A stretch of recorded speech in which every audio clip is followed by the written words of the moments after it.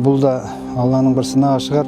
Өз қатарларының алды болмаса да, аяқ қолы дұрыс істемесе де, бірақ Алла тағала бергеніне мыңда бір рахмет. 1988 жылы дүниеге келген. Кішкентайынан туғаннан диагнозын дәрігерлер сал ауруы деп, сонымен ем алып, мамасы 13 жасына дейін емдетіп, 13 жасында аяққа ілініп, әйтеуір зорға жүрді. Қазіргі таңда балам компьютерлер курсын бітіріп, сертификатын алып, үйде кішігірім жеке кәсіпкерлік дейді ғой, Азат деген. Сол төңіректегі компьютерлерді жөндеумен айналысып жүр осы таңда. Мен келешектегі арман, Алла қаласа Құтман Тараздан бір сервисінің компьютері, ноутбук жөндейтін центр ашқым келеді. Және де қайырымдылық қорын өзім сияқты балаларға яғни кәсіптің көзін үйреткім келеді.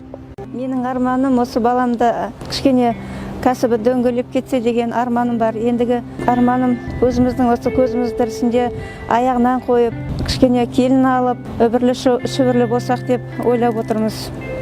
Мына мейірімді жандар көп екен. Ахметбек Нұрсылы ағамызға мыңда бір алғыс. Сол кісінің бизнес бастау мектебінде оқып жатыр. Өмірге деген құлшынысы өте көбейді. Өзімнің жолымды жүріп, солардың да дамуына, өмірде жетістікке жетуге болады. Дәлелдегім келеді. Осындай қиыншылықтарға қарамастан. Мен келешектегі арман, Алла қаласа Құтман Тараздан бір сервисінің компьютері, ноутбук жөндейтін центр ашқым келеді. Және де қайырымдылық қорын өзім сияқты балаларға яғни кәсіптің көзін үйреткім келеді. Алла қаласа әке шешемнің үмітіне қыстап, әке шешемне немерелер сыйласам, сол арман.